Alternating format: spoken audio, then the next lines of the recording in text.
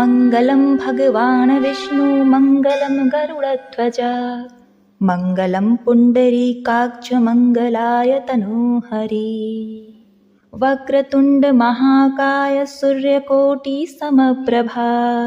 निर्विघ्नं कुरु मे देव सर्वकार्येषु सर्वदा। प्रेम से बोलिए श्री सत्यनारायण भगवान की जय। ओम नमो भगवते वासुदेवाय नमः। प्रिय भक्तों, सत्य को नारायण के रूप में पूजना ही सत्यनारायण की पूजा है। श्री सत्यनारायण व्रत को करने से जीवन में सुख, समृद्धि और संतोष की प्राप्ति होती है। सभी तरह के दुख, दरिद्र दूर हो जाते हैं। स्कंद पुराण के रेवा खंड में भगवान विष्णु ने स्वयं अपने मुख से इस कथा के महिमा के बारे में नारद जी को सुनाया। उन्होंने कहा कि यह एक ऐसा व्रत है जिसे प्राणी मात्र को सुनने से ही लोक परलोक सुधर जाता है। मनुष्य को हजारों वर्षों किए गए यज्ञ के बराबर पुण्य फल की प्राप्ति होती है। धन, संपत्ति, कारोबार तथा स्वास्थ्य में वृद्धि होती है। इस कली काल में भवसागर से पार लगाने वाला यह एकमात्र ऐसा महाव्रत है जिसे सुनने मात्र से तथा व्रत करने से श्री विष्णु अपने भक्तों के दुख को हर लेते हैं।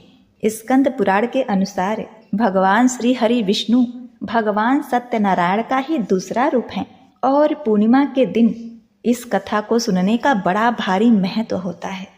यदि आप इस कथा को सुन रहे हैं तो पूरा सुने। इस कथा को आधा अधूरा नहीं छोड़ते, इससे विष्णु जी का अनादर होता है। तो प्रिय भक्तगणों, आप सभी भक्तगण बड़े ही प्रसन्न चित्त मन से इस पावन पौराणिक कथा को श्रवण करें तथा वीडियो को लाइक करके कमेंट में जय श्री हरि विष्णु अवश्य लिखें। यदि चैनल को सब्सक्राइब नहीं किया है तो सब्सक्राइब करके बेल बटन को भी दबाइएगा। तो चलिए भक्तगणों, श्रवण करते हैं यह पावन पौराणिक व्रत कथा। ओम नमो भगवते वासुदेवाय नमः। श्री सत्यनारायण व्रत कथा के अनुसार एक समय की बात है, नैमिषारण्य तीर्थ में सौनक आदि 88,000 ऋषियों ने श्री सूत जी से पूछा, हे प्रभु, इस कलयुग में वेद विद्या रहित मनुष्यों को प्रभु भक्ति किस प्रकार मिल सकती है तथा उनका उद्धार कैसे होगा? हे मुनि श्रेष्ठ, कोई ऐसा तप बताइए जिससे थोड़े समय में ही पुण्य मिले और मनोवांछित फल भी मिल जाए। इस प्रकार की कथा सुनने की हम इच्छा रखते हैं। सर्वशास्त्रों के ज्ञाता सूत जी बोले, हे वैष्णव में पूज्य, आप सभी ने प्राणियों के हित की बात पूछी है, इसीलिए मैं एक श्रेष्ठ व्रत को आप लोगों को बताऊंगा जिसे नारद जी ने श्री लक्ष्मी नारायण जी से पूछा था और लक्ष्मीपति ने मुनि श्रेष्ठ नारद जी से कहा था। आप सब इसे ध्यान से सुनिए। एक समय की बात है, योगी राज नारद जी दूसरों के हित की इच्छा के लिए अनेकों लोकों में घूमते हुए मृत्यु लोक में आ पहुँचे।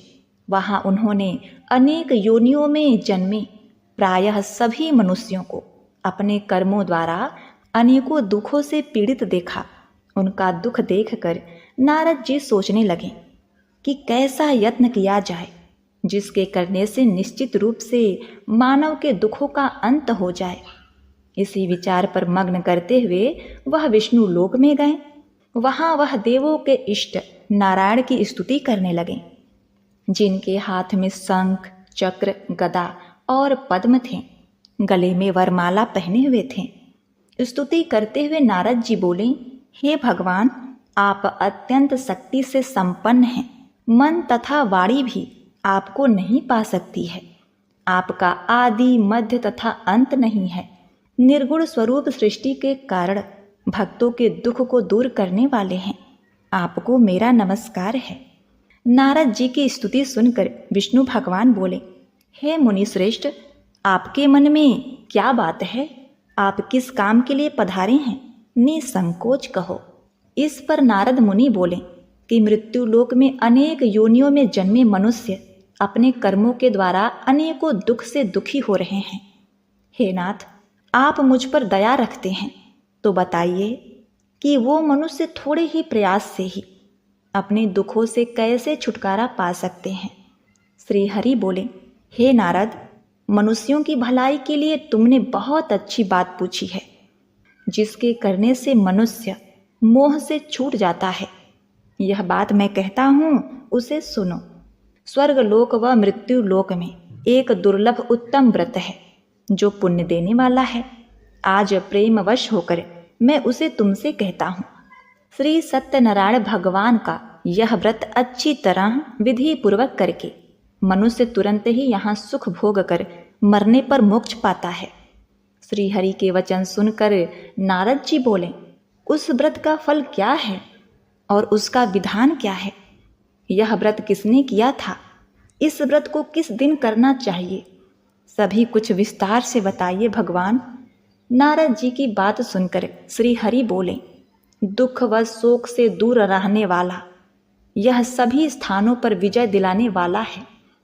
मानव को भक्ति व श्रद्धा के साथ शाम को श्री सत्यनारायण की पूजा धर्मपरायण होकर ब्राह्मणों व बंधुओं के साथ करनी चाहिए। भक्ति भाव से ही नैवेद्य, केले का फल, घी, दूध और गेहूं का आटा सवाय ले। गेहूं के स्थान पर साठी का आटा, शक्कर तथा गुड़ लेकर सभी भक्ष्य योग्य पदार्थों को मिलाकर भगवान का भोग लगाएं। ब्राह्मणों सहित बंधु बांधवों को भी भोजन कराएं। उसके बाद स्वयं भोजन करें। भजन कीर्तन के साथ भगवान की भक्ति में लीन हो जाएं। इस तरह से सत्यनारायण भगवान का यह व्रत करने पर मनुष्य की सारी इच्छाएं निश्चित रूप से पूरी होती हैं।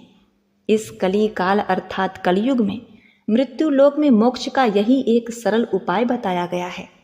श्री सत्यनारायण व्रत कथा का पहला अध्याय संपूर्ण।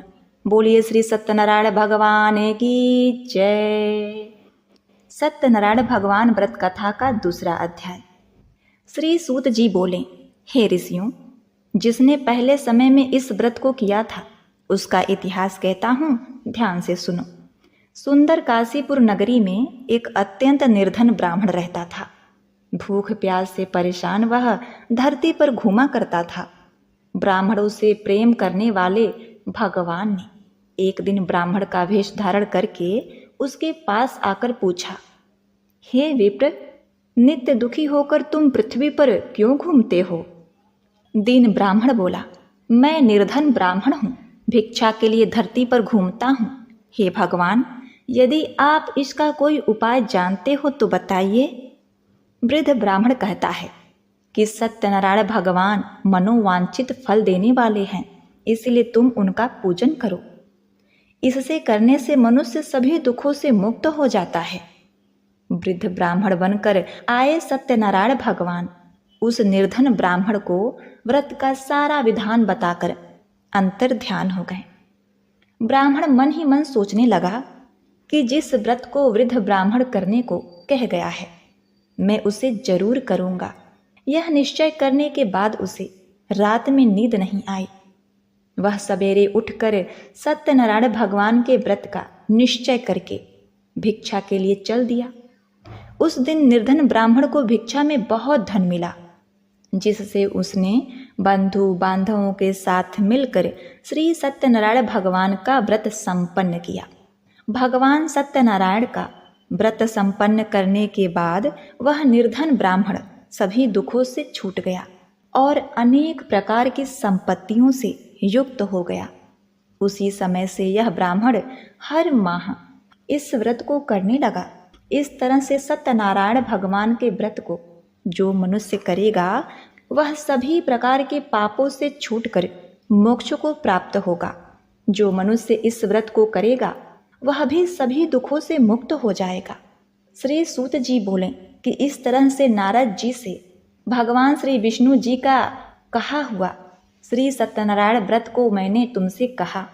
हे विप्रो, मैं अब और क्या कहूँ? ऋषि बोले, हे मुनिवर, संसार में उस विप्र से सुनकर और किस किस ने इस व्रत को किया, हम सब इस बात को सुनना चाहते हैं।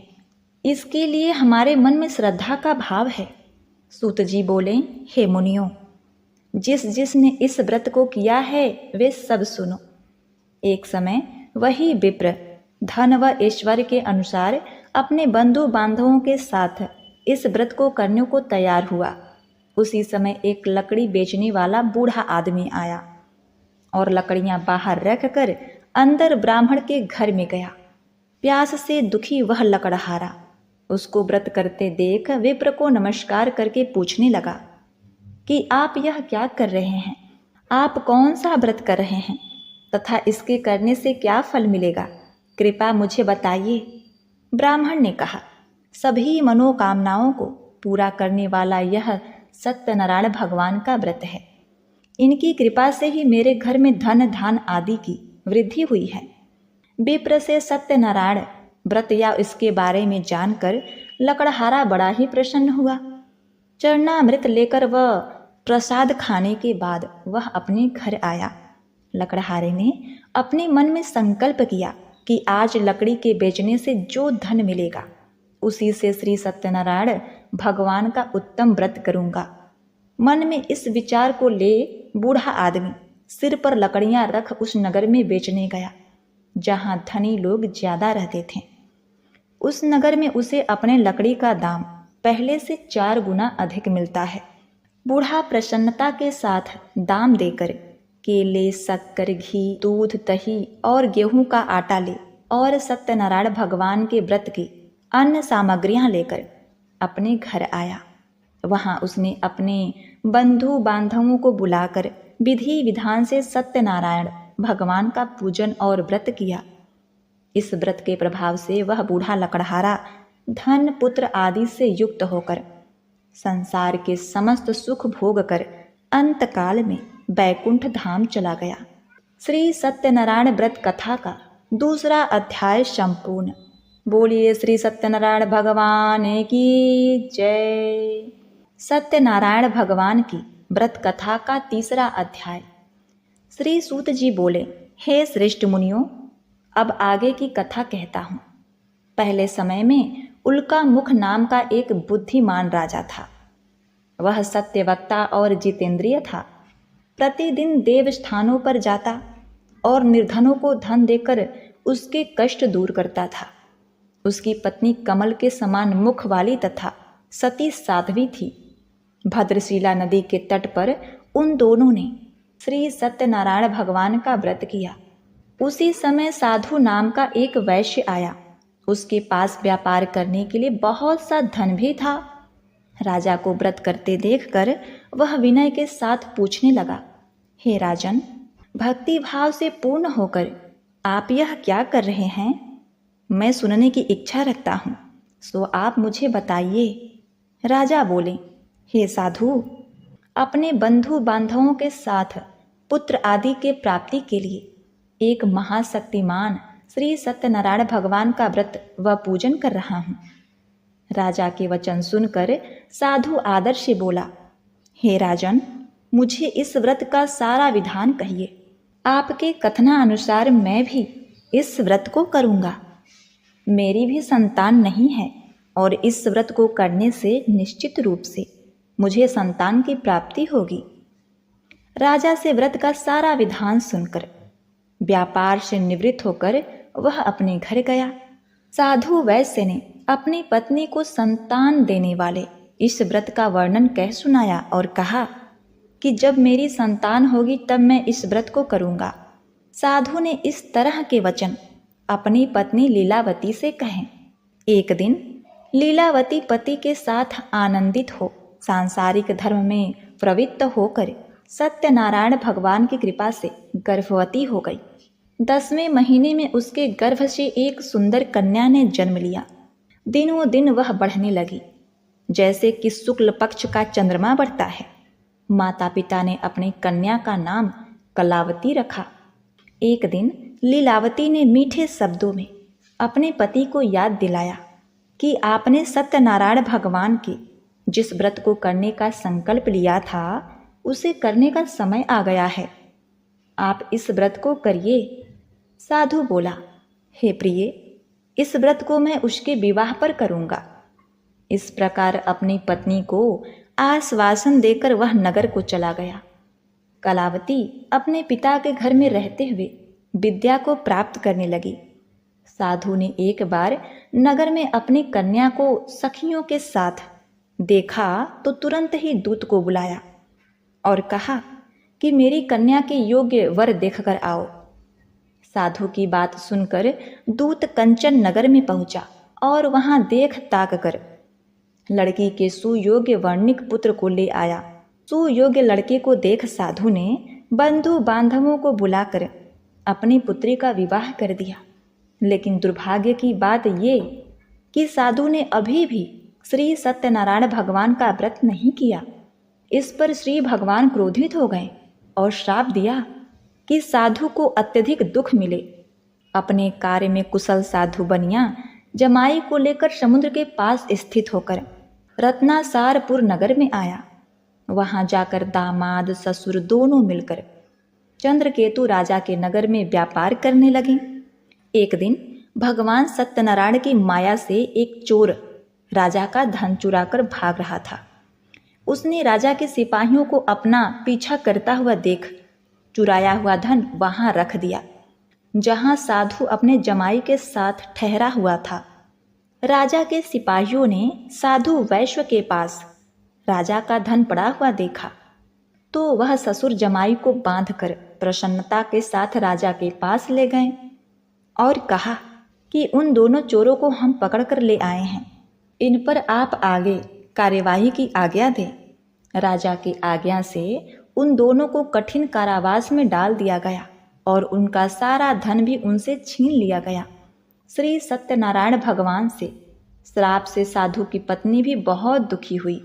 घर में जो धन रखा था उसे चोर चुरा ले गए। शारीरिक तथा मानसिक पीड़ा व भूख प्यास से अति दुखी हो अन्न की चिंता में कलावती एक ब्राह्मण के घर गई। वहां उसने श्री सत्यनारायण भगवान का व्रत होते हुए देखा। फिर कथा भी सुनी। वह प्रसाद ग्रहण करके वह रात को घर वापस आई। माता ने कलावती से पूछा कि हे पुत्री, अब तक तुम कहाँ थी? तेरे मन में क्या है? कलावती ने अपने माता से कहा, हे माता, मैंने एक ब्राह्मण के घर में श्री सत्यनारायण भगवान का व्रत देखा है। कन्या के वचन सुनकर लीलावती भगवान के पूजन की तैयारी करने लगी। लीलावती ने परिवार व बंधुओं सहित सत्यनारायण भगवान का पूजन किया और उसने वर मांगा कि मेरे पति तथा जमाई शीघ्र घर आ जाएं। साथ ही यह भी प्रार्थना की कि हम सबका अपराध क्षमा करें। श्री सत्यनारायण भगवान इस व्रत से संतुष्ट हो गए और राजा चंद्रकेतु को सपने में दर्शन देकर कहा, हे राजन, तुम दोनों वैश्य को छोड़ दो। तुमने उनका जो धन लिया है उसे वापस कर दो।